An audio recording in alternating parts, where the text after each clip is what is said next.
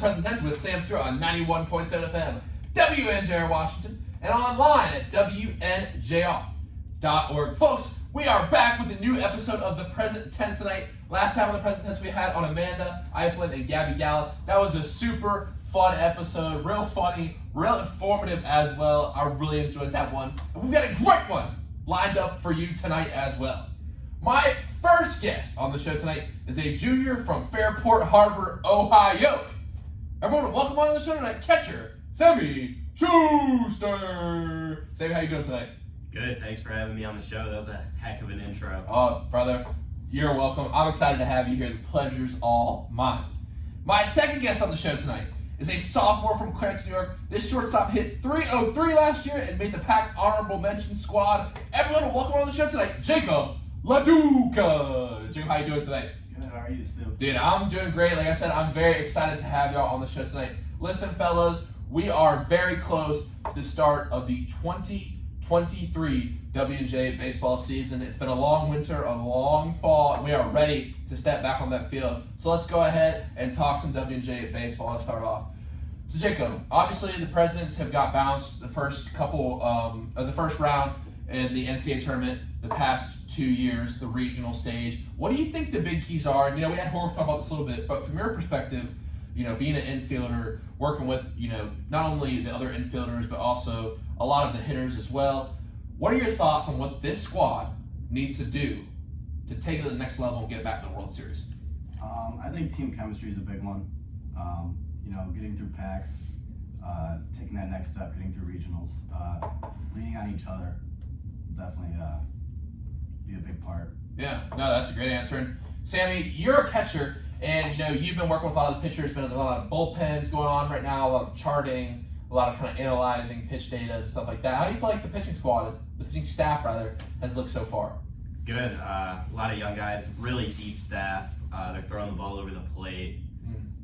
Last year, I felt like we were really top heavy as a staff. Just watching, we obviously lost to guys that are in Division I programs now, but we gained some really talented freshman arms, some of the most talented arms probably that have ever come in as freshmen, all in one class. So, Yeah, and for you, Schuster, what does the workouts look like for the pitchers at this early stage? And for people who might not know the college baseball schedule, this is kind of like what Major League Baseball will consider like a spring training type of situation right now. So how does that work when pitchers show back up to campus? They start off throwing super light bullpens. Bullpen is, just 20 pitch set. They work their way up as they go along from 70%, 80%, 90%. Guys also come in at different readiness. They come in more ready than others. So certain guys were ramping it up early, but now everybody on our team's kind of getting to 100% this week, really. Yeah, no, it's really exciting. And Dukes, for you, like I said, you're a member of the infield here at WNJ, a group that's been very good in the time I've been here. Obviously, Gregovitz, Nate Rush, a couple big names who are really solid contributors to the Presidents for a lot of years. They're not here anymore. How do you feel like the new guys are going to fill into those spots that were occupied by, honestly, some WJ legends? Yeah, Nate and Grego were big leaders for me coming in, and I'm trying to, do the same thing for these younger guys. Let them fit right in, next guy up kind of thing. So. Yeah, and for you, Dukes, you've been hitting a lot. Coach Crummer's whipping up them hitting drills. I see y'all doing all kinds of stuff over there. What's the hitting program look like at the early stage of the year? Get the swing feeling right for the start of the season. That's a big thing. Seeing velo, when you get to the regional stage, everything's fast. So bumping it up so you can get past that regional 90 from 30 feet away, right? Yeah. I think it equated to 140 or something. Really? Hey, man, if you get 140, you can hit 90, right? Exactly. You can hit the 78 I'm throwing up there. All right, guys, let's dive into your stories a little bit because, of course, that's what the Present Tense is all about. My first question, right off the bat for y'all tonight, and I know y'all listen to the season opener before, so we've added a few new questions over the years, and these are some of my favorite, but let's start with this one. And Dukes, I'll start with you. When did you fall in love with the game of baseball? Well, I played hockey and baseball growing up. I liked them both equally, but I think having my dad as a coach growing up playing baseball, kind of making that connection with him, throwing with him, hitting with him, I think that really made me fall in love with the game. Wow. Just having that relationship with my father. That's awesome. And when you played hockey, what position did you play? I was a right winger. Nice. I played defense. It's a lot of people don't know. Like, I played hockey till I was 13, but I think a lot of people don't know that in Raleigh, hockey's actually pretty big because of the Hurricanes. Yeah. You know what I mean? Are you a big Sabres fan? Yeah, I am. Struggled a couple years, but I think we're turning it around. No, I got you. No, that's dope. And we'll definitely get to some Buffalo sports a little later in the show. And Schuster, for you coming from the state of Ohio, east to Washpal, this has been a really cool thing. Getting to know you. You got a great baseball mind. But why did you fall in love with the game of baseball? I would say I grew up in a baseball town. We had a really good coach at my high school for a while. He coached me as a freshman, but my uncle's 12 years older than me, and I grew up going to all his games when I was a kid. So just watching that success in our high school program from such a young age I just wanted to be a part of it. And for you, we'll go ahead and talk about the next stage of your career. Why W&J?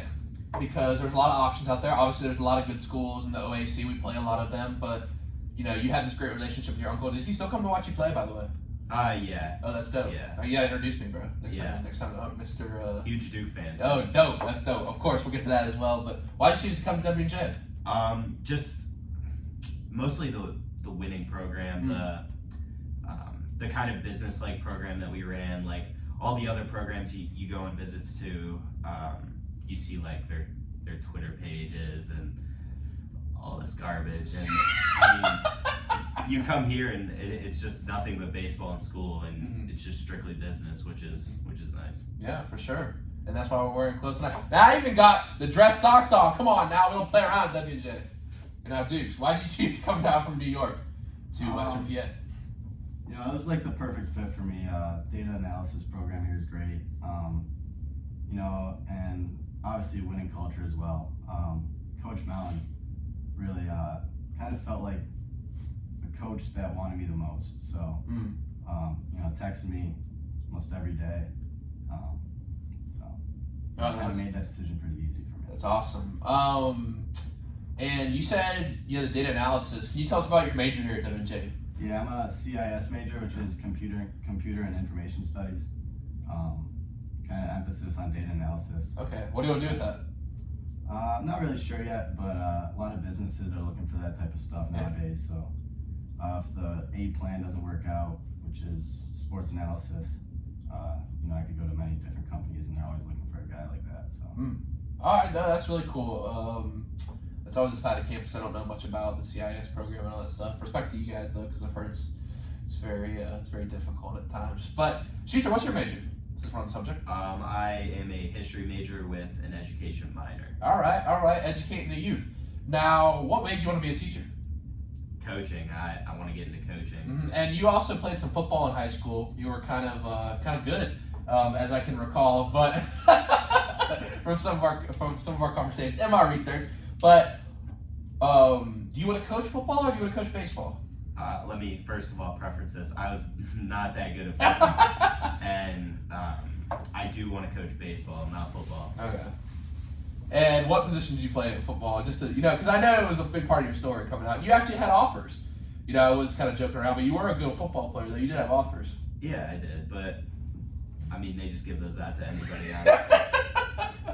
All right. So, what drew you to coaching? Because I've heard you have conversation with Coach Mountain. And tell us about your coaching experience this summer. It's just fun to be in the dugout, making decisions. It's fun to it's like a game within a game. And that's why I fell in love with catching too. The pitch calling, everything that's going on that people don't know about in the stands. I really like interacting with the kids too a lot. Just trying to help them, put them in the best position to win. How would you describe your style of coaching? I would say I don't really believe that in very stern coaching. I feel like you have to be stern enough to get your point across, but you can't just crucify the kids when they make mistakes. Okay, I gotcha. What's your coaching fit that you show up in? Are you like a tights type of guy or? Big. I would wear this zip up pullover. Oh, classy. And shorts. But one time we were struggling this summer, so I wore pants. Like real baseball pants. Yeah, like real baseball pants. You know, it's like in baseball, the coaches wear uniforms. Like the only sport with the coach wears. I know. I thought the kids were gonna be like, man, he means business today, but I kind of got clown. I mean, Connie Mack. You guys know Connie Mack? No. He used to coach for the A's, the Philadelphia A's. He wore a suit. Mm. But my next question for you, Schuster, is you want to be a history teacher. Of course, history is a great subject. I do love history. But what makes a good teacher, Schuster? Because I know teaching is just as important to you as coaching. It's the same importance level, right? Yeah, it's more important. I think teaching and coaching are similar in that, right, where you need to put the kids in the best position so they can learn. Just like in coaching, where you need to put the kids in the best position where they can succeed. Good stuff. What's your favorite area of history to study? American? Yeah, just American. Any American era or particular? Mostly like World War I, World War II. For sure. Yeah. Yeah. Oh, that's interesting. Good stuff. Good stuff. Back-to-back champs. And my next question tonight is one that I've also enjoyed asking here. And let's go ahead and start with Dukes on this one. Sammy, I'll give you some time to think here. What advice would you give to the kid who walked into WJ on his first day of college? Be yourself. Trust yourself. You made it all the way to college doing what you like to do, and there's no reason to change that. Just trust yourself, trust your instincts, and the same goes for sports. I mean, there's a reason why you're a college athlete. I mean, freshmen go through ups and downs especially, so you gotta trust yourself, trust that the coaches are putting you in that position because they trust in you. So yeah, trust yourself, that's the biggest thing. It's good stuff. And Schuster, what about you? Yeah, specifically to a baseball player, I would say, like, you're coming in for that first scrimmage in the fall.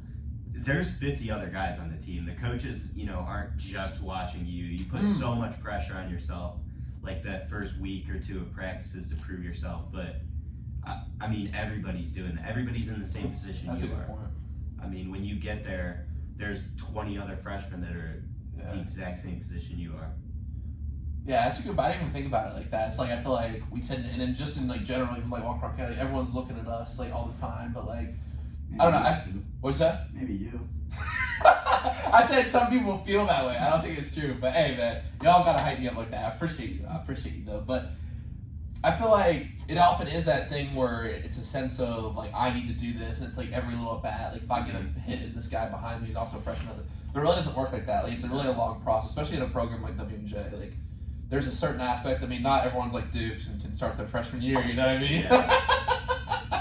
But it is like a sense of maturing for a lot of people, and like the veteran guys, they might, you might see them be like, oh, I might be more talented than this guy or whatever, but like they have that veteran presence of just like they're calm, they've been through stuff. If that makes sense, you know what I mean? Yeah, like they're super comfortable. They do things that, I mean, obviously when you get there as a freshman, so for example, you see a kid do like a dirt ball read on second base, and as a freshman you're like, wow, you don't even know to do that. The coaches aren't gonna they're not gonna punish you for not knowing to do that. They know it's your first day, and they're not putting all the pressure in the world on you. Right. No, that's a really good point. And my next question is, what is something in your life that you are proud of? That's tough. That's a tough one. You said you're ready for the hard-hitting questions. Yeah. I mean, I guess I would have to say my baseball career up to this point. I mean, I'm here, I'm doing it. I always wanted to play college baseball, and now I'm here at a winning program, just still succeeding, still trying to get better every day. Wow, no, that's break by break. Yeah, 1% better every day. And Dukes, about you?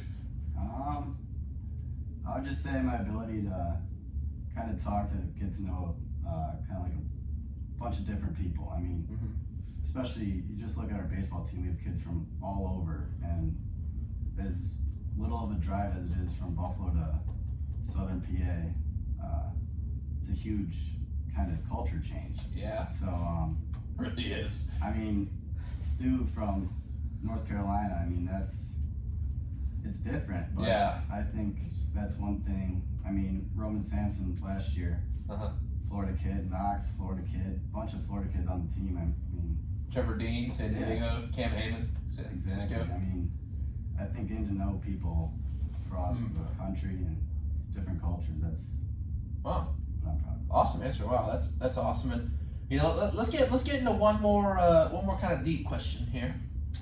How do you want to be remembered at Washington and Jefferson College?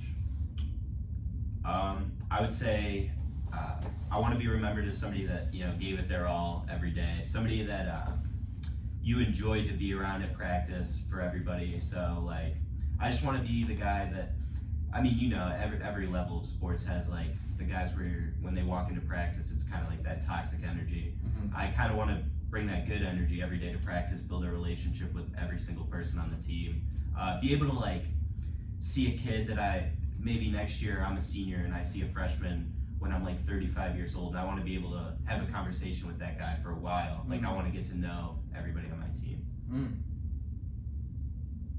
It's good stuff. It's good stuff. I always remember he's a real gritty guy too. Yeah, drinking water out of the hose. hose. Yeah. And Dukes, what about you? I would say being a leader. I mean, I have the most respect for Nate and Grego. I mean, sure, all the other seniors were just as great as them last year, but especially them being my partners in the infield. I mean, I have the most respect for them, and I love the way they commanded themselves, and I really want to be like that. So. Wow, yeah, that's great stuff. I mean, you can't get much better than that. Nate came on the. Unfortunately, I don't have an episode with Nate up on YouTube, but I do have an episode I did with Grego up on YouTube at the stadium. I mean, man, that guy played on 2 torn hips. Obviously, you guys were both on the team. You remember him sitting there with the heat pads on there, and like when I talked to him in the alumni episode, like I think like it really occurred to me like not many people put their body in that situation. And also like I was like joking like during the episode like in the latter part, and it wasn't even like really like a thing where many people probably noticed it, but I was like oh, you can do some push-ups, and he just went, nah, I still can't do push-ups. I can't do any physical activity really. It's been like a really rough road for him, but he put his body through that, and honestly, those plays he made in that PAC championship, I've never been like more captivated by athletic performance that I've seen live. Yeah, I think also something you should strive as an athlete to be remembered. When you get into a program, you should leave the program better than when you found it.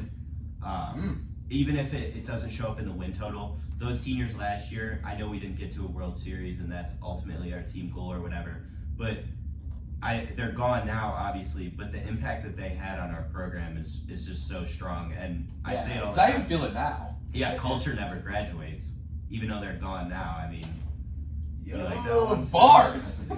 It is. That's not even a quote of the day, folks. We just get started. We're just 20 minutes in. Dang. I know you like that one. That might end the show right now.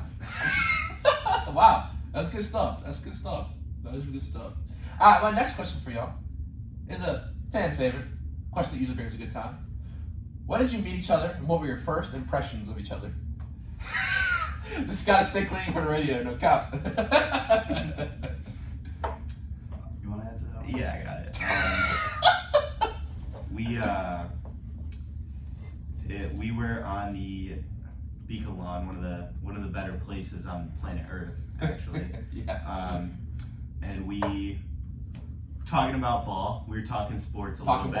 We were talking ball. Was this the first night Beacon Lawn last year? Yeah, it was. We talked ball for a little bit. Talked about people wagering ball, not us, but specific people. And yeah, it was not a 5-minute conversation. It was probably like an hour and a half conversation. Well, there you sports. go. Yeah. Dukes, any thoughts? Put it perfectly. Yeah. Ever since then, we've been talking ball. Yeah.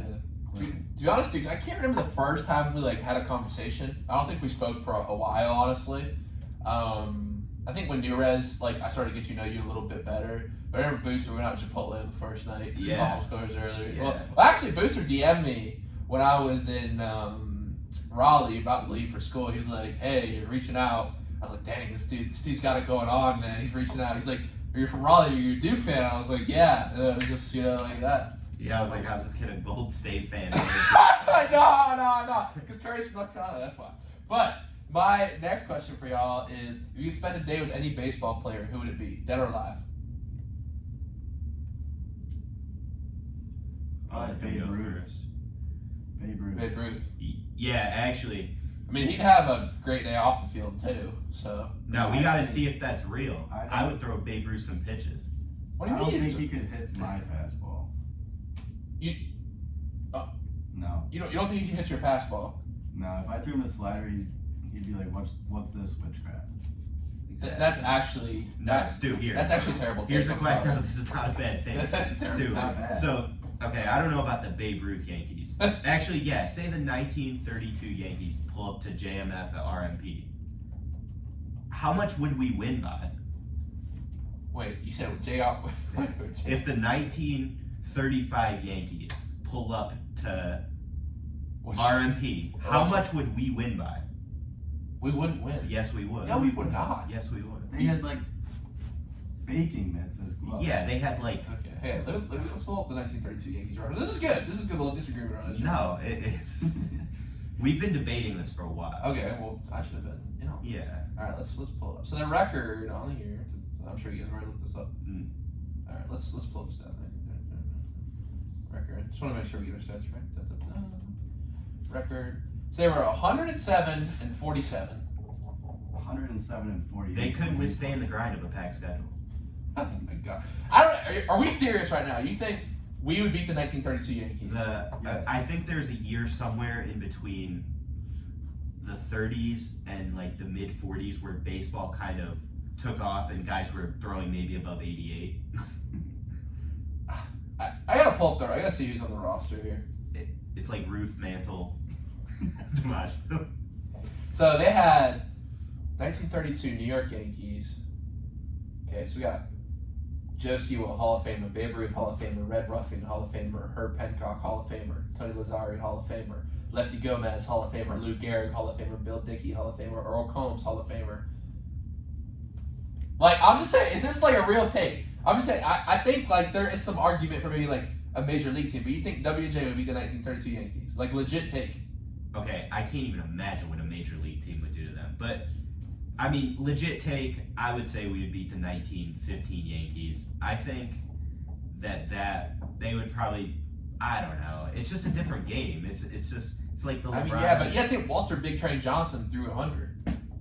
Well, did he? Yeah, he did. He did. What did they track then? I mean, it's just. Yeah. Hang on. Let's pull Yeah. up Walter Johnson pitching. No, this is guy I actually love talking about historical baseball. I love the dead ball era. One of my favorite books of all time is the Tales from the Dead Ball era. Bro, baseball was crazy, dude. Yeah. Pitching velocity. Let's pull it up because I saw some one time. They did track it somehow. So in 1917, a Bridgeport, Connecticut munitions laboratory recorded Johnson's fastball at 134 feet per second, which is equal to 94 miles an hour. A velocity that was unmatched this day, except by the legendary lefty Smokey Joe Wood. Two guys threw that hard. Two guys. I don't think anyone on our team would get a hit off Walter Johnson. I'm just saying. Like, bro, this is disrespect for the history of baseball. I'm sorry. Like, I feel like this is how people make the argument like the NBA, like Wilt. Like, everyone's like, oh, Wilt. Like, I mean, have you seen those videos? But you can't tell me Wilt still wouldn't drop 20 and 10 in the NBA today. I think you would have to give him a year to develop, though, and then you would drop 20. Bro, he lifted with Arnold Schwarzenegger. So, He played soccer. He played beach volleyball at a professional level.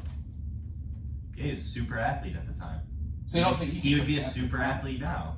Yeah. But, I mean, there's just more people like him now. I don't know. I'm going to have to think about these things. I'm going to have to talk. I don't know if Coach Mountain listened tonight. Maybe I'll shoot him a link after the show for this one. But, man, that's just... So, I'm sorry. So, you think... I don't think we'd beat the 1932 Yankees. I think we would kill the 1950. So, if Walter Johnson's 1917 Washington Senators played W&J today, you think we would? Get to the bullpen. Yep. Get to the bullpen. Oh, boy. The catchers stood up, Stu. The catchers were standing up behind the plate. We have earpieces. Okay. So, just be... Oh, my gosh. Okay, you know, we're going to move on. We got to move on. Time, but... Just because you have an earpiece doesn't mean anything. I wish it did. I mean, while I'm doing a squat, they're standing. I'm just saying, no one on our team is getting hit off Walter Johnson or Smokey Joe Wood. I don't think it's happening. All right. Wish we could find out. I mean, I wish we could too, but we're just not working. Also, the rules were different with like the Yeah. substances you could use and stuff, and like Yeah. pine tar, all kinds of crazy stuff. Tales from the Dead Ball Era, great book. What were we talking about? Oh, players we hang out with. Babe Ruth, and who would you say? I would probably say Stephen Kwan or Cal Quantrill. Okay, big guards guy. Yeah. Sure. Now, my next question for y'all, obviously I want to improve all aspects of all different sports that come on the show. So, Laduca, what's the biggest key you can tell young infielders about ground balls? How do I get better at ground balls? Just like Coach Bubash says. Shout out to Coach Bubash. Yeah. Charge the ball, get it as quickly as possible, because the runners at the collegiate level are 10 times faster than those huge dudes running down first base in high school. Yeah, you get runners like Schuster, real athletic guys. Yeah. Yeah? Yeah. Getting down the line. No one's slow. Hustle. Yeah. Get 90. 90 for the Scouts. Yeah. No, for sure. I think, probably the pace of the game in general is like, even like pitchers getting over to first base. Schuster knows he used to pitch. Like, you got to be over there quick. Yeah. Gotta make You'll it get quick. beat by a guy like Horvat Yeah. You'll just get beat to the bag. Just And then get you beat. look like an It's idiot. stupid. You look stupid. It's probably gonna happen to me the first game now. It's gonna be funny. Not funny. But Schuster, for blocking, I was wondering like how you guys block. So like when I throw my fastball 57 feet, like what's the keys to blocking? And obviously it's more difficult to block a fastball. It depends on the type of pitch, and I'm sure dirt and turf as well. But the biggest keys for blocking, can you give them to us? I think the biggest key to blocking is not trying to make the perfect block every time. I think a lot of times, a lot of coaches teach about how you funnel around the plate to funnel everything back to the plate. You don't need to do that. You just need to knock the ball down and get to it as quickly as So like, possible. don't worry about putting it back over the plate. You don't have to have, coaches preach you 2 legs down if you're blocking with 1 leg out. As long as that thing hits your chest protector and bounces in front of you, like you're doing a good job. For sure. And like we're just talking about this today. We're joking around, kind of talking about like different things that people say when they have mound visits. But how do you try to calm the pitchers on our staff when you go and talk to them? You just got to know that every guy is different.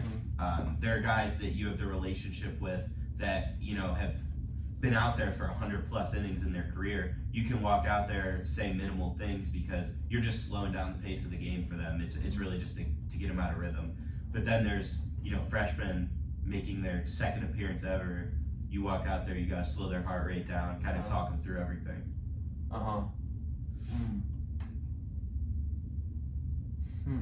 Good stuff. What would you say to me? You'd be say a joke, right? Yeah, probably. Joke. I heard a good one the other day. Alexa told me a really good one. I got Alexa in my room. What She was said, it? why did the Zoom date not go well?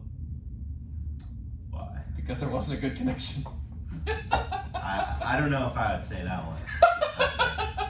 I'd probably say something we can't say on the show. Yeah, sure. And then we're going to move on to the next question. Let's get into some culture stuff. We'd love to talk about our culture here on the Present Tense music culture. We are a radio station. And you know what? I'm going to change it up tonight. I was walking around DC and I was thinking, let's add some new flavor when we get back to the present tense. And I have been asking what artist you listen to for the rest of your life. But I'm going to change it up. New question there. What is one artist that are alive if you had a front row seat that you want to see in concert? You can only see one artist. Rihanna. She's going to be in the Super Bowl. You excited about that? You should go. I was excited. Why are you not excited? Lost. I mean, you can still be about what's your favorite Rihanna song? Probably S&M. I'm going to go with Pond de la Replay. Okay. That's a I good like one. that one. Solid one. I mean, what's that one Eminem song? I mean, I don't know. Anything. Love the Way You Lie. Yeah, Love the Way You Lie. That's a good one. banger. It is a banger. It's solid. I want to look up some Rihanna discography. Oh, what's the Umbrella? That's a great one with Jay-Z. Umbrella. What's another? She has another one with Jay-Z that's really good. Run This Town. Run This Run Town. This Oh, Town. that's good. With another artist we can't talk about anymore. Yep. Yeah. And Schuster, what about you? Any artist, front row, I'd probably have to go with Elvis Presley and or the Beatles. Beatles. I think Just- Beatles. Yeah. Just change the game. Change the game. No, that's good. Ty McMaster said that. I like that because I feel like a concert, like, I haven't been to too many, but I don't know, I went to this one in DC at this club. It was pretty cool. It was like a jam band kind of, Grateful Dead type style, Spafford, but then they break out in like a random like punk cover. It was interesting. But I like to hope I want to form my own band. I don't have like mosh pit type music. You know what I mean? I'm still working on my guitar though. Yeah, if I had to go to one concert though, it would definitely be like one of the Woodstocks. But I would just watch. Like I would not like be there for the no. I would probably have anxiety. Well, interesting. There was a Woodstock in the '90s with like Limp Bizkit. Yeah, '99. Yeah, I was like a documentary on that. Yeah. It was crazy. Yeah. It was crazy. Yeah. Me and John Klein were talking about that. Really? No, that's interesting. Wow. Okay. No, that's definitely some great nuance. I didn't even think about like one particular concert. Honestly, but any like for me, since I try to answer every question I ask, like Nirvana or Mac Miller, just because like obviously, but Nirvana shows were just like crazy. Like I'd lose my mind if Kurt Cobain smashed a guitar and kicked the drum set in. Like I literally asked the guitar teacher. I walked in and I said, "All right, when do I get to do this?" So I just showed him a video of Kurt Cobain smash the guitar. I asked him when we played Behind Our Heads, but we didn't. That wasn't covered in the first unit. But next question for y'all: what is your favorite baseball movie of all time and why? Field of Dreams. That's what I said, brother. Easy one. Come on, Major League. Are you serious? You're a Guards fan. Major League or Major League 2? Major League 2 is terrible. Major League is good. Major League 2 is not terrible, but Not terrible. that's just a movie that you kept at one. You know what I mean? Yeah. That's why I got beef with a lot of the cinematic industry nowadays, because everything's rehashed and so many sequels. And I love Marvel, but like how many? What I mean? How many? How much money can you squeeze out of it? Well, if it's Disney, man, please don't, Mickey Mouse, please don't come and attack me. But like Star Wars, like I mean, the sequels. I did like Avatar though too. Did you guys see Avatar 2? Nah. See I it? don't watch many movies. You a TV show guy? Not really. Your life's a movie. Your life is a movie, no cap, bro. We just watched before we came over here, we watched the end scene of Rocky. Was that 5? What's the last Rocky? The last, right? I never saw 5. 4 was when he fights the Russian. 4, yeah, we saw the end of Rocky 4. Mm-hmm. It's good. You guys see Creed? No. Dang, we got a little movie team watching. Well, for those who don't know, we have a tradition on our team. I don't really partake because it kind of seems a little dumb to me, not gonna lie. But we always watch the Halloween movies. There's another group on our team that always watches the Halloween movies in order. You're not aware of this? I'm not aware of this. Dukes, you aware of this? No. I must not have got the invite. No. It's alright. Dang. Alright, well, I'll move on to my next point. It's a good time, but it's all too many movies at once. Now, I'm gonna bring this question back for y'all because I'm interested by it. Then we're going into some different type of stuff. If you had a free Saturday with no plans, no commitments, and money was not an issue, what would you do? I would free Saturday. Yeah, free Saturday. You know what? I would basketball. No, I would attend a Cleveland Guardians game at Progressive Field. Who are you taking? I'll take McRae. No, I'll probably take. I have 2 really good friends. We're in a group chat called Roll Guards. So all right, I would take those 2 kids. The Guards. Shout out to the Guards. I mean, pretty good playoff run. Yeah, sure. But I mean, it's tough, man. Yankees, man. Yeah. We don't talk about the Yankees. Build a team. What? Build a team. Mickey Mouse team. Yeah. As Tex would say. Shout out Tex. Hope you're listening tonight. And Dukes, for you, what would you do on this free Saturday? I think I would just travel the world. I don't know where I would go, but I would want to see like some foreign. Actually, no. I don't like go to Greece or Italy or. I changed it. I would want to play Augusta National. Ooh, that's actually a really good answer. I'm not changing. You can't change that. No. Augusta, are you a golfer? You're a big golfer. I am, yes. You follow-up question about golf I had in my mind. Do you well you know Cade. You obviously know Cade. And I got to be I went to the PAC championships for the men's and women's last year. Golf is just such a relaxing sport to watch. It was fun. It's like hiking and some of the courses around here. Have you played many courses around here? I've played a couple. What's the one that WJ Rolling Green, I believe? Yeah, WJ plays that. And then I went down to in West Virginia, Ogle Bay. That was beautiful. Like one of the holes, it's like, it seems really fun to play golf. I can't play golf, but we Big have off day thing. What? Big off day thing. I'm more of a hiking type of guy. Like Zen, like do some yoga, be in nature. Zen, bro. Golf gets that like competitive itch out. You know what I mean? I mean, I get it. I was also like Coach But it Mont can told me. also ruin your day. Yeah, well, it's like I feel like also like, well, it's hard to play. To me, it's like I just never got like I don't know like what do you shoot I shoot like mid to high 80s. on a what on a par what? Like I shoot like 15 over. Okay, what do you shoot? Well, that's pretty good, isn't it? Not bad. It's a little above average. I mean, for a normal like Okay. 30-year-old person. What about you, Dukes? What do you shoot? I'm like high 70s, low 80s. Oh, okay, cool. You guys play the golf outing and all that stuff? Yeah. My one experience with golf is WJ at Top Golf in that blizzard. You just hit the ball and you just didn't see it, bro. Everyone would sit, they go back and they like sit in the. Dude is good at stuff like that, though. You're good at stuff like that. You're good at bowling. You know, I'm sure you're good at pool. You're good at pool. I'm okay at pool. No, you're good at pool. See, don't let, he's a pool shark. He's like, oh, I'm alright. Bang. That's just good pool. A lot of green there. It's really, as Isaiah Langston says, you know, it's all just angles. But the pro strider out there, simple game, really. Put the ball in the pocket. It's numbers. Numbers, you know. CIS. Say yes. Programming shot. Dukes NPC. Didn't you say that? Dukes NPC. Yeah, he is. Yeah. That's false. False. For those who don't I don't know, even know how to debate that. the meme is like non-playable character. It's like you go about like a robot. Like I believe that's like the meme. Yeah. It's like what the Like he's not. He's a non-playable character. Right. He's Yeah. like the AI. He's like AI on all pro mode in Madden. Like he's that good. He's actually probably like the furthest thing from an NPC.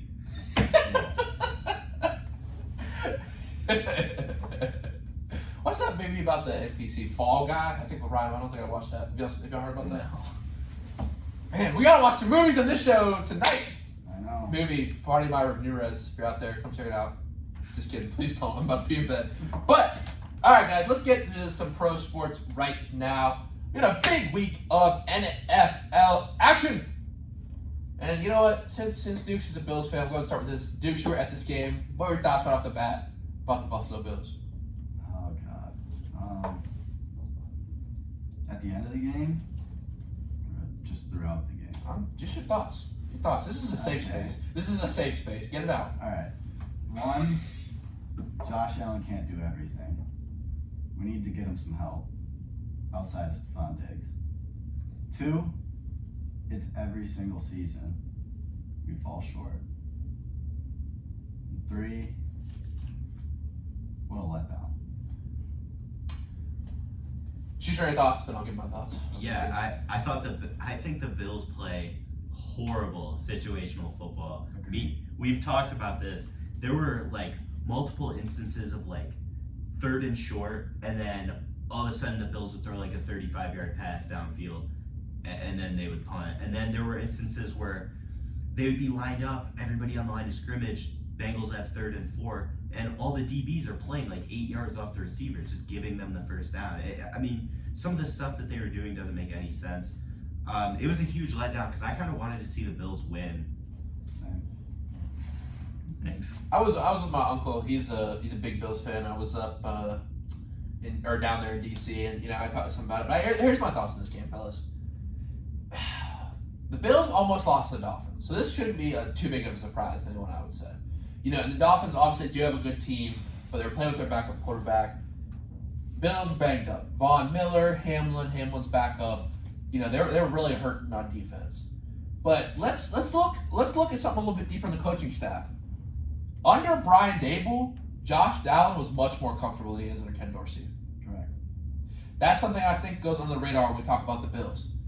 And I think people expect Josh Allen to care. But I'll be honest with you, and we're going to talk about some other things, some other points that relate this in just a little bit. But I feel like Josh Allen's the 3rd best quarterback. He is like, people want to put him in this conversation of top 2. But my thing is like, okay, you had Brady, Breeze, Manning. Those guys were always in the top tier. And then you always had Big Ben outside. Not only does Josh Allen have that big physical style, I think he'll never be in that top where you can just like, Pat Mahomes, like, I'm going to talk a lot about Pat Mahomes later, but he can just go get you a play. You know what I mean? I don't feel like Josh Allen can do that. You know what I mean? Like, I feel like he needs help. And their run game was just really weak. What do you think, Dukes, about those takes? Well, I mean, Josh Allen is their run game. Yeah. I don't know. I mean, Mahomes has had he's had Andy Reid with him ever since he stepped into the league. Josh Allen's gone through 3 offensive coordinators already, so that's kind of overlooked a little bit. But I don't know. I think with Brian Dable, there was a lot of easy throws that. I mean, look how much Daniel Jones improved this year. Really cut his turnovers. I mean, wide open receivers last year for the Bills, and this year for the Giants, and this year everything just seemed hard. No drives were really smooth except for early in the season. Yeah, I mean, early in the season when they had that big drive with the Steelers, they were putting a couple together. But I think that, I mean, really, the point you made is right there. I mean, look at Daniel Jones, how he cut his turnovers, cut the fumbles. The offense just worked so much more smooth. You also have Saquon Barkley, don't get me wrong, but like, you know, from where that Giants team went to where they were this year, I think was a big improvement. And part of that was Dable. So, you know, let's go ahead and talk about that Eagles-Giants game. And I think one of the things that separates a team like the Bills, from my opinion, from a team like the Eagles, is the Eagles rushing game. 253 yards in the game. Real balanced attack. And, like, forget having to get a half yard. I can get this yard here on 3rd and 1. Like, the Eagles were getting 3-4 yards every run. Because, I mean, here's the thing. Hurts had 2 TDs, but only 154 yards. And, you know, I still like Danny Dimes. I think the Giants moved back. But to me, like, this game wasn't really – I mean, I think that the Eagles are just so balanced. I think I'll see this game, guys. When you could run your quarterback in the NFL, it's a game changer. That 10th guy that blocks, that's game-changing stuff. Because when you have to account for the quarterback, I mean, you take away a defender that's making that play. I mean, you look at, like, good NFL teams – are kind of the best NFL rushing attacks this year have been teams that can run the quarterback. Like, the Bills' rushing attack isn't very good, but they can run the quarterback, so it's effective. Jalen Hurts with the Eagles, Daniel Jones, Lamar Jackson. I mean, all these teams were in the playoffs because they can run their quarterbacks, and I think that was a huge difference. Good point. And any thoughts, Dukes? He couldn't have said it any better. I mean, I think they got a great coaching quarterback duo. Sirianni knows what Jalen Hurts likes to do. Shout out Coach Sirianni. Yeah. Both Coach Sirianni. And, you know, when you got that camaraderie between the two, it's pretty important. Yeah. And hard to beat. So. Jason Kelsey, too, is their center. He's been there since the Super Bowl run in 16, way even before that. I mean, I feel like he's been a vet forever. And when you have that good center up front, that good base, I mean, that's perfect. Yeah, no, that's really good stuff. And let's go to the opponent that the Eagles will face this week, and that is the 49ers, their game versus the Cowboys. All right, here's my thoughts, y'all. Everyone was on the Cowboys, like, this is the year of the Cowboy. This is the year of the Cowboy. Like, bro, the Buccaneers, and I'm a Bucs, like, the Buccaneers are not good. They are not a good football team. A lot of teams did that to them this year. Like, I mean, Dak probably played one of the best games of his career, yes. But here's the thing, on the year, and like, this isn't even to say like Dak's a bad quarterback, because he had 15 INTs this year, but like sometimes like we look at it, and quarterbacks sometimes have years where they have more interceptions. 23 TDs, 15 touchdowns. The Bucs were good. You could see it if Dak gets pressured. And listen, the 49ers defense, they got some dogs on that side. And when Dak is pressured, he does not make good decisions. And you saw that in this game. Zeke is not what he used to be. Like, it takes him forever to cut. When Pollard went out, I just didn't think they had anything on that last drive, because I don't think Dak's not the type of guy who can carry you. He's still a really good NFL quarterback, but where he's not that elite company. And then you don't have Tony Pollard. Thoughts? Or Sam, you're shaking your head. Is you put Dak Prescott in that elite company? No, I don't think Dak Prescott's very, very good, but I think Mike McCarthy and Kellen Moore, the head coach of the Cowboys and the offensive coordinator of the Cowboys, is the worst duo in the league. I mean, really? The Cowboys have, I mean, it's a credit to Jerry Jones' wallet that they're in the playoffs every year with a bottom 5 head coach. I mean, McCarthy, he's terrible. He ruined Aaron Rodgers' career, basically. I mean, he was in Green Bay forever, and they never did anything because he's just not a good coach. Wow. I don't really know if I can disagree with that take. I might have to think about it, but ruined his career. I don't think he ruined it. He definitely just doesn't make a difference on the sideline at all. Yeah, I agree. I mean, you look at a guy on the other side, Shanahan. Shanahan's dude, imagine, and look at, because he does this all the time. He does this with quarterbacks like Purdy all the time. And the thing is, like, bro, like, and I respect, like, Brock Purdy, he believes he can do it, and that the confidence goes a long way. But like, this man is Mr. Irrelevant, and I think part of the reason is because Kyle Shanahan you know, when Kyle Shanahan draws up all those plays, you're on the defense like Kittle's in the backfield, Samuel's in the backfield, Christian McCaffrey's out at like outside wide receiver, he's at slot. You know, they're running all this crap. You know what I mean? It's like you don't even know what to do. You know, and I feel like that's part of what made this difference in the game was coaching. Yeah, I think the coaching makes it easy for Brock Purdy. I mean, they don't put him in any tough situations. I mean, who knows what'll come. I don't know if it's Saturday or Sunday. Sunday, yeah. Who knows what'll come, you know, if he'll get put in any bad situations with the Eagles defense. But yeah. So here's the thing, and we're going to talk about this last game in a second. I just want to read some statistics to support my argument that'll come a little later. Christian McCaffrey scored a touchdown in 8 straight games, longest streak by a 49ers player since Terrell Owens in 1998. They're also hot, 12 straight games, and that's what Kyle Shanahan, like they have these kind of mediocre starts every year, and just rip off 12 wins, 18th conference championship of all time, already the most in the NFL, and they just added another one. Brock Purdy has not thrown an interception on 59 attempts this season. Like, you watch the games, like if you actually watch the games, like some of these passes aren't great, but like the receivers are just so open, you have so many weapons to worry about, you know what I mean? Yeah, the best thing Shanahan ever did for his career coaching was he got out of Cleveland. He was the offensive coordinator in Cleveland when they drafted Johnny Manziel. He said that they don't want Johnny Manziel. He said, I don't want to. Like, they thought he was RG3. They thought Manziel was RG3, and Shanahan said that he's not RG3. So he got the heck out of Cleveland. The whole coaching tree was there, too. McVay, McDaniel, they were all in Cleveland with Shanahan. Shanahan leaves, all of a sudden he's top 3 coach in the NFL. How about that? It's the best decision he ever made. Yeah, he wasn't going to sure. win at Cleveland. Although the thing about Shanahan though is, and like sometimes he gets a little weird with them play calls, but let's not forget 28-3. You know what I mean? Yeah. Let's not forget, like you get a little funky with that play call. He was in the Super Bowl though. You know, I mean, he was still the OC in that Super Bowl. I mean, he choked. I would say he choked the worst all time, but look what just happened. Yeah. Look at Staley. Bro, I swear Staley went to that meeting. He was like, nah, this ain't me, dog. This ain't me. You got to find an offensive coordinator. I wouldn't call him the plays. Yeah, he's a defensive guy, too. They gave him 30 straight. Yeah, I mean. He's from around me. He's from the town next to me. Oh, really? Yeah. What's that? He's the worst coach in the NFL, right? So. You think so? Oh, I would say he does that routinely. He does that every week.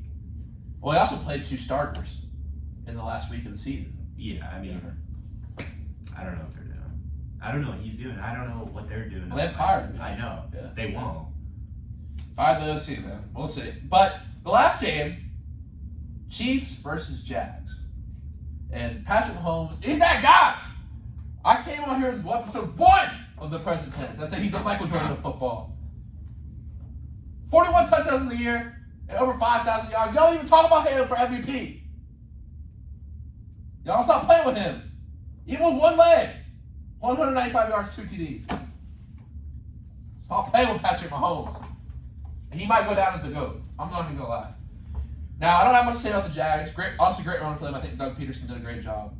But let's go ahead and talk about this Chiefs-Bengals game. Now, they call it Burrowville on some Twitter platforms because... He's played one game there. What? He's played one game there in Arrowhead. I thought he played He beat the Chiefs twice in Cincinnati. Oh, that's right. That's right. Good correction there. I misspoke. But still, the rivalry is definitely there. And you know, here's the crazy thing. Andy Reid is such a better coach than Zach Taylor, in my opinion. Like, Andy Reid's gotta be like, how do I keep losing to this guy? You know what I mean? Yeah. Like you just gotta be like this thing. It's like I don't know how we lost to this guy. The Bengals defensive coordinator is like, he's the best in the business. I forgot. Oh, and for sure. And what they've turned it. I mean, they're hiding Eli Apple out there. I mean, what was all the thing about Eli Apple on Twitter this week? He was going crazy. He was acting like they already won the Super Bowl. What did he say? Dukes can. Yeah, Good. I mean, he mocked Josh Allen and Diggs, how they were arguing on the sideline. He said, I'll pay for your couple support. Yeah, that's funny though. See, I appreciate that stuff though. You know what I mean? Like, we need those rivalries. But I didn't appreciate it because that's your team. But he replied to Diggs' tweet saying, Cancun on 3 with the Damar Hamlin heart. Nah, that's crazy. Yeah. I didn't see that. I was trying to figure out what it was. I don't know what happened. And then he said like 7 other things. But Yeah, he was going nuts. I mean, he didn't stop. I mean, I don't know if they told him he had practice this week. Like, he was on Twitter all week. Y'all need to stay off Twitter, man. Stay off Twitter, social media. Get you into trouble. Lou Anaramo is the Bengals defensive coordinator. Yeah, just to fact check. He's top notch. Yeah, no, for sure. They've done a good. And like the other thing, Joe Burrow had 2 offensive linemen out. Yeah. And like they already don't have a great offensive line. You know what I mean? And what he's done, like, and Joe Burrow is cold because they asked him, what's your championship window? He said, as long as I'm here. As long as I'm here. Joe Shiesty. I do think the Chiefs win that game. Yeah. I think the Chiefs win the game too. And I think it just feels like that. even with one leg, but Mahomes has on one one leg, legacy game. Legacy game already. Yeah. I mean, the line on the game swung so hard when they found out that Mahomes, to credit your point on Mahomes, the line swung to like Bengals -2 when Mahomes was limping in the press conference. Then a video of him comes out jogging and it swings back to Chiefs -1. I mean, here's my think of like Patrick Mahomes has done unreal like stuff. Like it's like, if he was, and it's hard to say with the team and stuff, but like think about the Super Bowl. Think about when they played the Buccaneers. Did you see that throw? yeah. It was like he was Neo from the Matrix. Like, And then the dude dropped it. he dropped it, but still, like, Yeah. it's just like, and he didn't even have an offensive line in that game. Like, I Buccaneers know. destroyed them that game. And He scored 9 points. what? And he scored 9 points. The Bills never have an offensive line, and Josh Allen puts up more than that. Oh, bro. All right, brother. I gotta get the receipt before I go back at you on this. Do you think Josh Allen's a better quarterback than Patrick Mahomes? He does. He's I scared do, to yeah. say it. He's more talented. If you put Josh Allen, No! if you put Josh Allen in Kansas City, they would have the same number of AFC championships with 5. I'll say this on the show right now. If you put Pat Mahomes and the Bills, they would have 2 Super Bowls. No. Yes, they would. They would have at least one. Mm, They would have at least one. I don't know. I think He is a difference maker. So was Josh Allen. Yeah. But not in the same way. Not in the same way. And you even said that Josh can't do it. Like, there's been games where Pat Mahomes has literally done it all by himself. different career path too. You get drafted by the Chiefs and get to sit under Alex Smith and just learn from Andy Reid for a whole year. Josh Allen just gets. Who did he sit behind for the first 10 games of his career before he got thrown into the He fire? played the first game of the season. He sat behind Nathan Peterman for a half. Yeah. Yeah, he played the first game. But, Yeah. Just getting thrown out. I've seen. But they're so deep into their careers now. You know what I mean? You're seeing this class of quarterbacks because, like, you had, like, you had Andrew Luck in the middle of the 2000s there. But besides that, obviously he's not in the league anymore. But then you have, like, the Mahomes, the Burrow, the Allen, like, that's the class of guys. Yeah. And, like, the early 2000s, there weren't a whole lot. I'm sorry, the middle 2010s, early, there weren't, like, a whole lot of guys in the league who were just consistent who were still around. Mhm. You know what I mean? But, man, like, dude, I just feel like we take Patrick Mahomes for granted. And, bro, I just honestly feel like Pat Mahomes and Joe Burrow are just above Josh Allen. And that's, like, I'm not trying to be a hater on Josh Allen or anything like that. But I'm just saying, like, Pat Mahomes, that, like, if you could take any quarterback in the league right now, who y'all take? Josh Allen. Who you take? I'd probably take Pat Mahomes. I I would take Pat Mahomes. I gotta go with Can I pull Mahomes. up a stat real quick? Pull it up. Go for it. All right. Let's discuss. I thought this might be a debate tonight we talk about. Yeah, fine. Last year I would have took Aaron Rodgers though. 4 years ago. Well, when the Bucs won the Super Bowl, I would have said Brady. Yeah. I feel like it's just Situations too. Quarterbacks are always thrust into different situations. That's what's Yeah. tough. I think like do the Bucs even want Rodgers anymore? You think? You think if he because I think he's gonna leave. Yeah.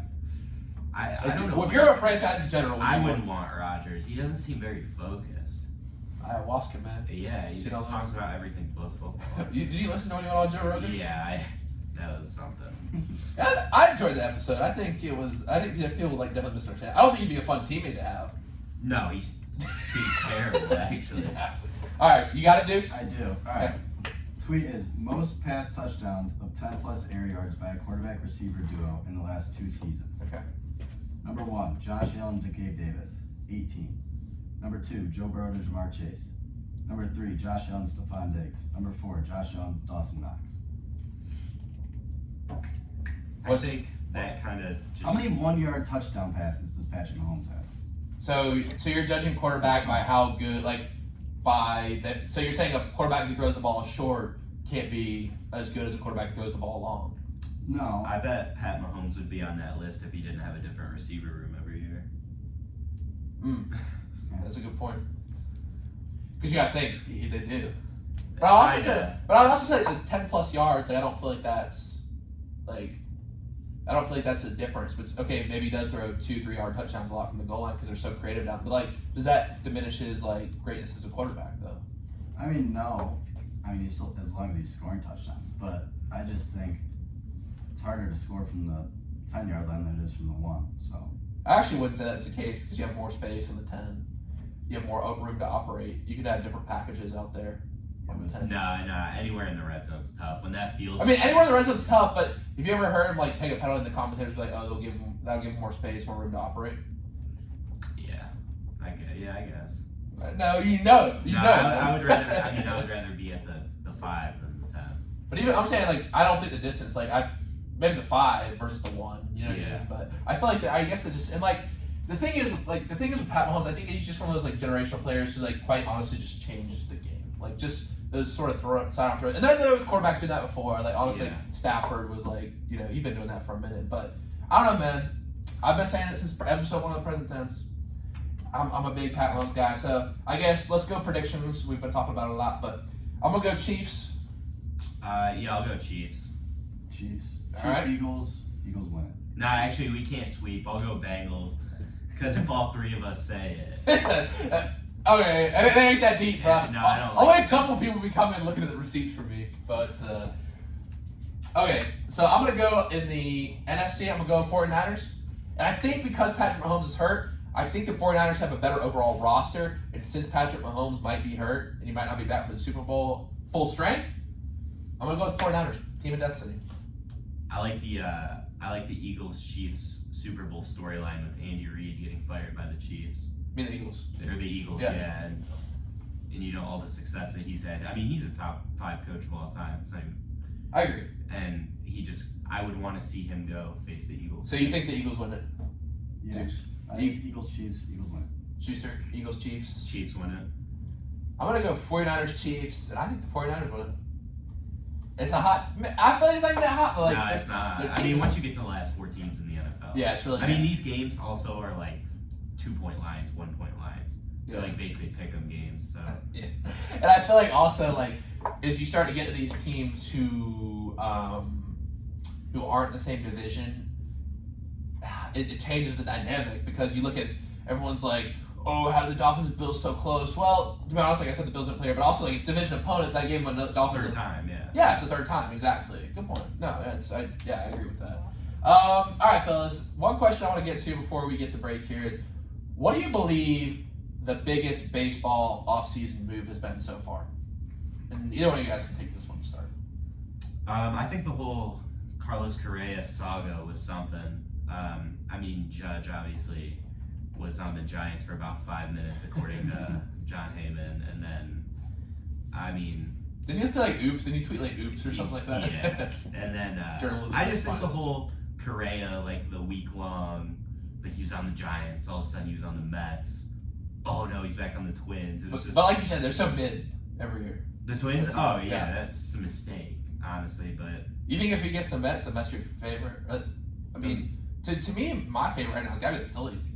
I think it's got to be the Phillies for me. I think it's Phillies Astros looking like me to repeat right now, honestly. Yeah, baseball's tough. Though. Baseball's so hard. It is hard. I don't think I predicted anyone in the World Series, right? Because I want to see the Braves because they got a good young core, but Dansby's left, and I mean, they didn't look great in the playoffs. I gotta know my biggest move, and well, Deuce, you can go first. What's your biggest move in this offseason? DeGrom went to the Rangers, right? Right. Yeah, I think that's. I mean, probably more impactful on the Mets than anything. I would say. I mean, Rangers they're spending a lot of money, so. You never know. They spent a lot of money 2 years ago too. Yeah, they've just been. I think. I mean, most dominant pitcher in the game. For sure. Yeah. I'd say he's probably the most dominant when he's on the field. Yeah. That's a big. I mean, it's a big if, and to put that much money into one player, it's especially a guy that takes him out every 5 days. I mean, I wouldn't put. The Padres, I had higher expectations for the playoffs. Soda. I mean, I think it's good that the Nationals didn't pay him all that money. I'm gonna be honest. Yeah. Like it was in the Nationals trying to sell a team like that. NFC or NL East rather. It's gonna be a tough division this year. I think Phillies, Braves, Mets. Yeah. Marlins are Nats are in there too. The Phillies are gonna get the Phillies are gonna get beat up by that division now. Yeah. And the Phillies barely made the playoffs last year. I know. I think it's gonna be similar to the same thing. Because the Braves overtook. It was like a Braves, Mets, Mets, and then it comes in. But it's kind of funny because like the whole the Astros just been consistently good since that. Like that's what makes it more impressive. What we were talking about earlier. They've been so good in a sport that it's so hard to be consistent. And it's been quiet too. I feel like because they're always flying under the radar, and then it's just ever since that scandal, like they just floated Dusty Baker. I mean, I like Dusty Baker, but like he did a really good job. Yeah, he does. He does do a good job. And like, I mean, really, we're just all here to cheer against the Yankees, right? Oh God, yeah. What do you think about the Guards this year? They'll be good. I think. Yeah, they'll be good. They added a lot of home runs. Think about this though: team that put the ball in play the most in baseball, with the shift being banned.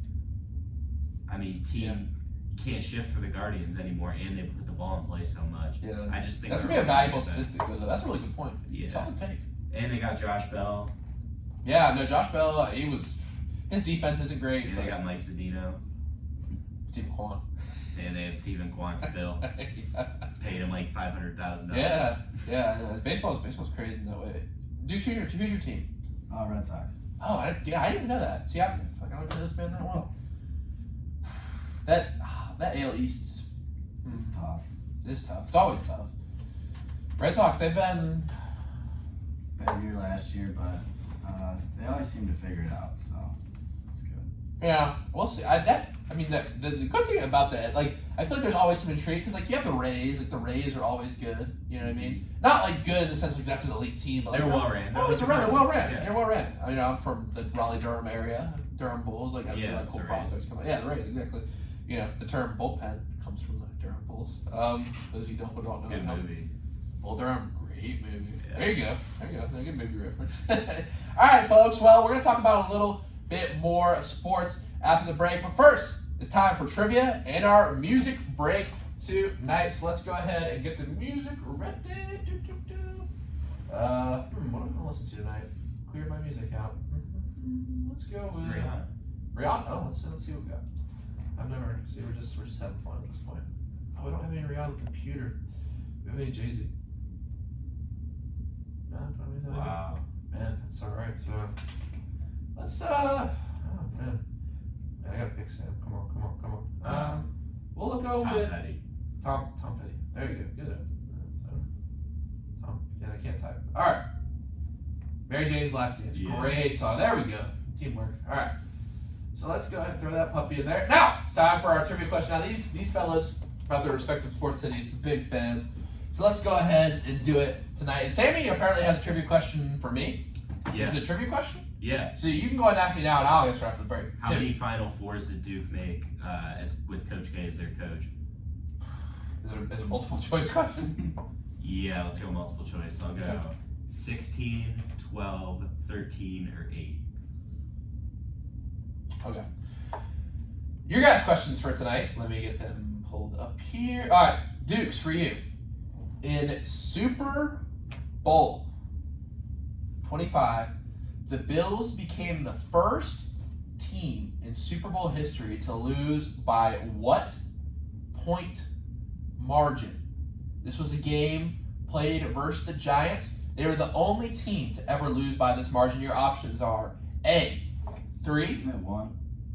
You're supposed to answer it after the break. Oh. Yes, you got it. All right. Okay. Bonus points, and I guess it'll just be me and Schuster now. I'll look up another question for you, Duke. Okay. In a sec. Bonus points if you can say what side the kick was wide. Wide right. You got it right. All right, let me look up a silly question about Buffalo. Buffalo trivia. Don't answer this one until the break, all right?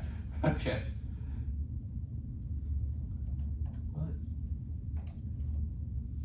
What?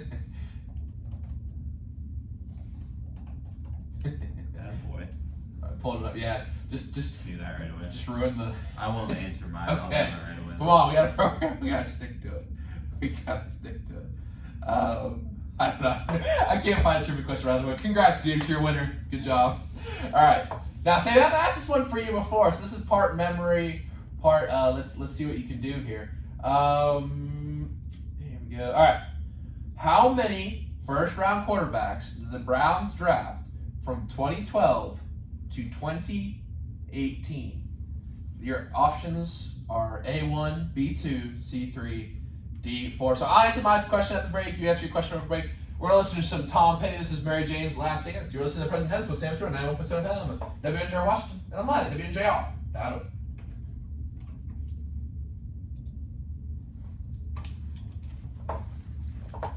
I think I know it. I think I know it too. I was just at Cameron the other day. No, I think I know mine. You want me to name them too? You don't have to. That was not the question. From 16 or 12 to 18. Yeah.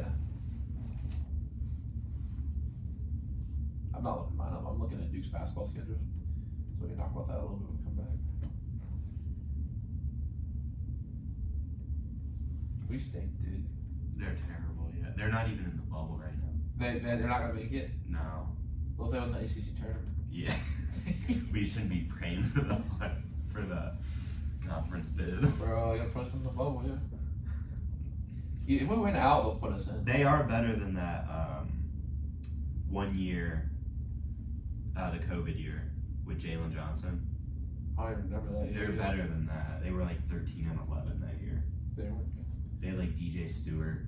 Oh, yeah, bro. Dude, there's just so many players that play for Duke. I know, it's kind of a point where like, I just don't even know anymore.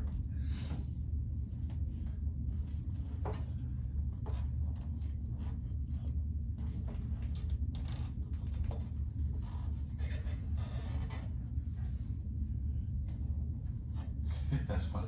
The wide right, you knew right away. Like, y'all just come from sports cities. Like, no, like, if I, like the suffering is part of the sports culture. Yeah, that's what it is. Although LeBron did bring a championship back, you know what I mean? He did, yeah. But I mean, still, like, the Browns and the Guards, like, We've won a championship at From 12 to 18. I thought you might be a Blue Jays fan since they played in Buffalo for that one My season. parents are from, or my dad grew up in Boston, so. Your uncle's a big Duke fan, too? Huge. Do I need to wear these? You don't have to if you don't want to. Oh, okay. Usually just people like having the feel of, it's kind of like a cool thing, like being in radio. Yeah, I studio can with hear headphones. myself. I like hearing myself. Yeah, it's like you're really locked. Like people always ask me, like, am I able to hear myself? And like you do, but it's like you're really locked into the conversation. Like even now, I feel like when it's 3 people over there, like I want to like let them wear the headphones. Like, You like that quote? Culture doesn't graduate. That was a good one. that was fire. Pull it out. That's a coaching saying right there. It is. Sammy's gonna pull it up. Walk You first guys day. have- First day, he's leaning on the phone. He's got a dip in. Yeah, You know, Phil is one thing. Culture doesn't graduate, and that's what we're here to build. seniors are all crying after their last game. I'm just like looking at my clown. I'm like, so you got. I'm The gonna come watch culture it. doesn't graduate, guys. It'd be funny if I umpire one of your games. Yeah, I've never tossed a pitch before. I've never been tossed. I got restricted to the dugout though. Really? That was pretty I just couldn't coach baseball because I feel like there's just so much downtime. Like basketball, you're like constantly. No, it is so fun when like a game's ending, like winding down, and I'm like in a semifinal of a tournament, I'm like counting outs. I'm like on a piece of paper, I'm like writing down how many outs I think pitchers can get. Like, and I'm like, okay, we need. You just love it. Like, I just can't love it that Yeah. type of way. That's awesome. Though. Like we need 21 outs, or we need like 12 outs the rest of the day. You're about to pull some like live BP stuff out of your high school. All right, 27 outs.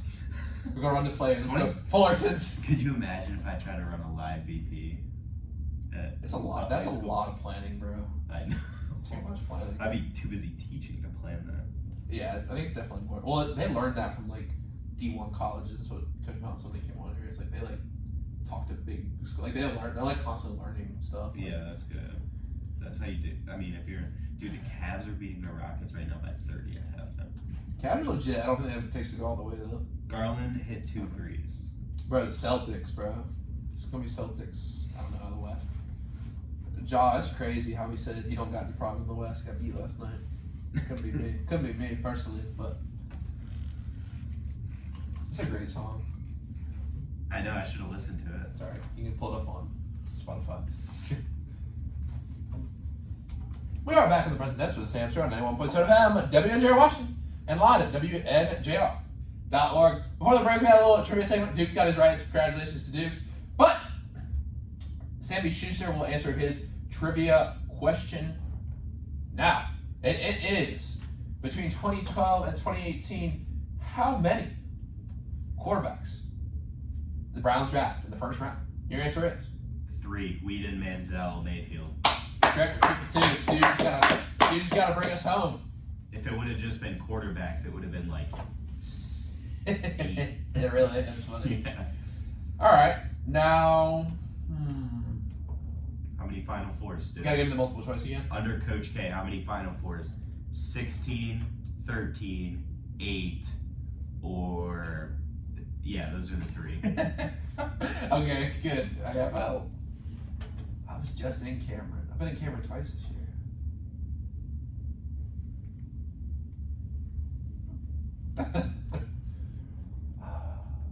I'm gonna go with 8. Final answer. 13. Oh! Oh! 13 Final Fours. Oh, that was a good question. Good question. It's not so fun when I'm being the one to ask the questions. Yeah. I'd love it if people like brought their trivia on and like.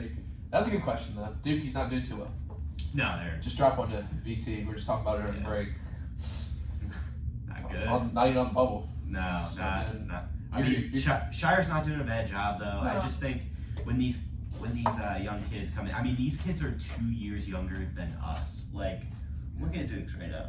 This kid's playing in front It's a of good looking guy. Yeah, they got guys who's a year younger than Dukes, supposed to score 20 on the road in Blacksburg and VT. Like what? Versus like 25-year-olds. Yeah, versus I mean, what are they supposed to do?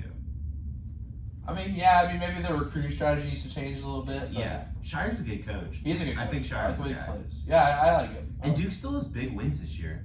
They did. I mean, they took Kansas down to the final minute, which you don't get rewarded for losing the game. There's but- not, as one famous coach says, there's no such thing as a moral victory. Yeah. I think I know who said that, but they beat Xavier. Everybody thinks Xavier's going to the Final Four all of a sudden. Oh, they got rolled by Purdue. Duke routed. Yeah, Duke did get rolled back to Duke. What's that dude's name on Purdue? He's good, bro. What's Zach Edey. Zach Edey.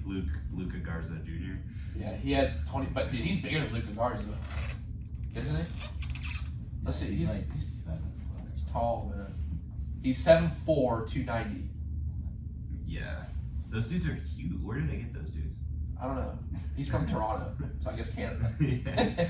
So he's 20 years old, born in 2002. Yeah, that's nuts. This is crazy. I was born in This is 2000. start we get to like these people are like younger than us now on TV. Yeah, they seem so much older though. We're like the same age as LaMelo Ball. He's like 2 months older than me. I know.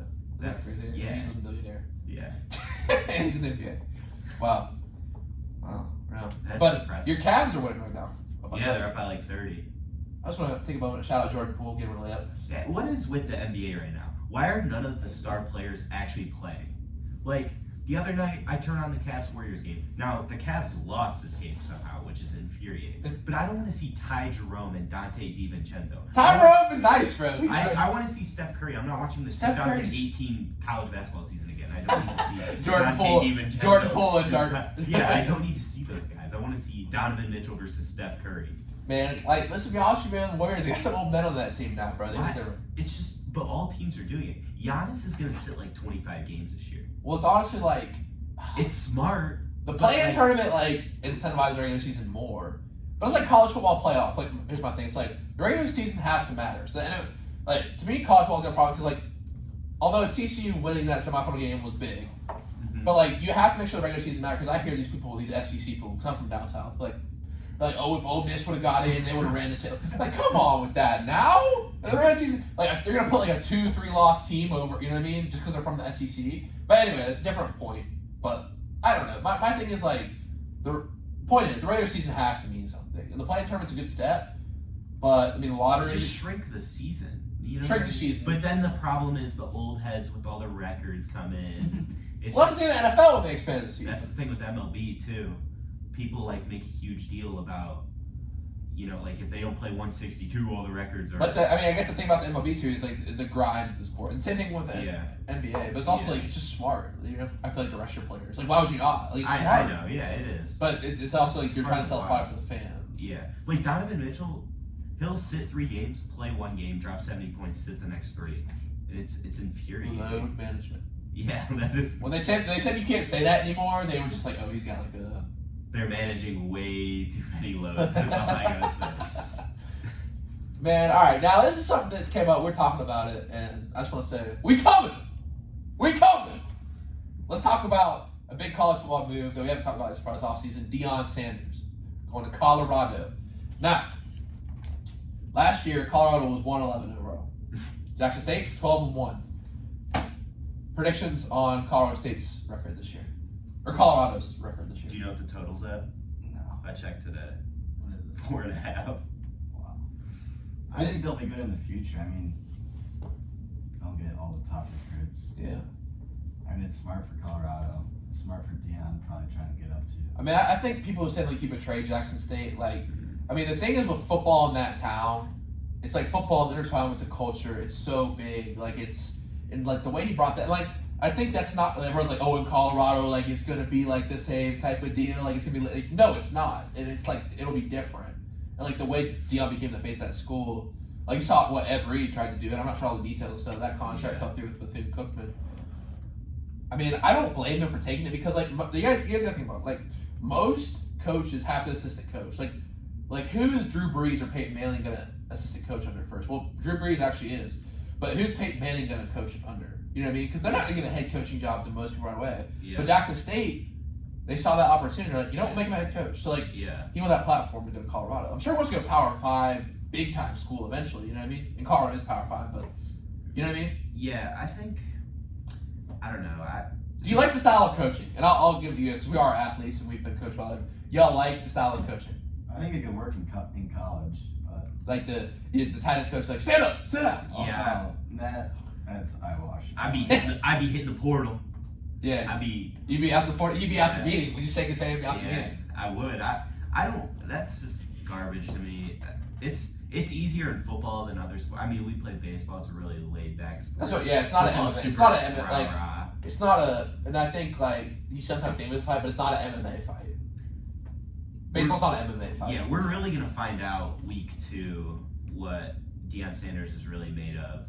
He never won the bowl game at Jackson State. I mean, they won the conference championship. Yeah, though. but they never. I mean, they should have beat NCCU. Yeah, which have had traditionally has had a pretty good program. Yeah, we'll see week 2 because they play Nebraska. They play Matt Rule. Matt Rule's a really good coach, actually. I know he got fired. He was terrible again, with the Panthers. Was Saban good in the NFL? No. Exactly. I mean, Matt Rule's a great college. Is Calipari good in the NBA? Yeah, it's Deion Sanders is actually the perfect example. Could you imagine if that tight end coach walked in like the Detroit? But he was an NFL coach. Could you imagine if he did that in the Detroit Lions facility tomorrow with those guys? But he wasn't. The tight ends coach wasn't. He was an NFL coach for 5 years though. Yeah, but he wasn't doing that. That's like a Colorado specific culture thing. You know what I mean? And I like the idea of like we come in at the height. I don't know if I like the stand up sit down. It seems kind of like. What do y'all think about the idea of like no like slides around campus and like you have to sit in front of class? Like, no tank tops and meetings and stuff like that. Like his rules. He's got very strict rules. I like it. Yeah, he's doing a good job with like the student athlete. He's doing a good job making them, very responsible. He's a great guy. He's a great culture leader. I don't know if he's that good of a football coach. He's a good he's a great leader of people. I don't know if he's a good situational football coach. But where does the line get drawn? Exactly. In college, you can have these great leaders. Like, I think Todd Bowles is a great situational coach. I just feel like he's not the leader that Bruce Arians was. Bruce Arians is not a player's coach. Yeah. You know what I mean? But that's just an example. But I don't know. I think a lot of eyes will be on Colorado this year, and people will be ready to hop on if they're losing. But you can't expect them to win the first year, in my opinion. Yeah. Give it a couple. It's college, it's not pro. But they're gonna get big recruits. You know? Yeah, Deion Sanders is really good at recruiting because his name's Deion Sanders. I mean, he walks into your house. What are you saying? No. Hard. We'll have to see. Who they open up? I should write down who they opened up. I know they play week 2 because it's Nebraska. They play somebody good week 1. I swore I wrote down Colorado football. Yeah. All right, fellas. Well, as I prepare this, oh man, they're at TCU first game. I knew it was something like that. I knew it was somebody good. Yeah, I knew it was someone. Never mind. We'll find out week 1, not week 2. TCU, man, talk about a program to turn around. But anyway, fellas, unfortunately, all good things must come to an end. We got about 5 minutes left, so let's go ahead and wrap this puppy up. It's time for the quote of the day segment. Fellas, I'll turn it over to you. All right, I'll go. My quote is, "Great moments are born from great opportunity." Yeah! And for those who don't know what movie that's from, Miracle. Herb Brooks. Coach Herb. Coach Herb. who do you play for?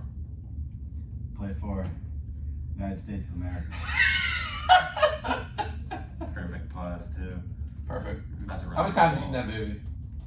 A lot. That's a great movie. Really great movie. Great quote as well. Sammy? Everybody has a plan until they get punched in the mouth.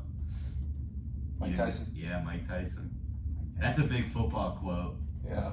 Big time. You get to the sideline after a bad drive, first series. See what you're made of, fellas. You think that's eye wash?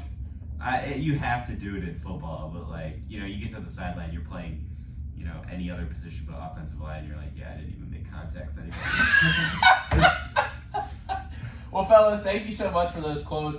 WJ Baseball opens up against Muskegum February 18th versus the Muskies, 1 p.m. Ross Memorial Park. Guys, thank you so much for coming on tonight. This was very fun talking about, our baseball culture here, some pro sports as well. Always a good time here with you guys. Thank you so much for coming on, and good luck to you this year. Thank you, Stu. Thanks, Stu. All right, y'all. Well, I don't have next week's shows lined up yet. Semester's still getting rolling. People getting their schedules figured out. Hope everyone had a first day of class. One more thing. RIP to the late great Kobe Bryant 3 years ago. RIP to a legend. One of the greats for sure to do it. Well, until next time, everyone have a great night. Remember to live in the present tense.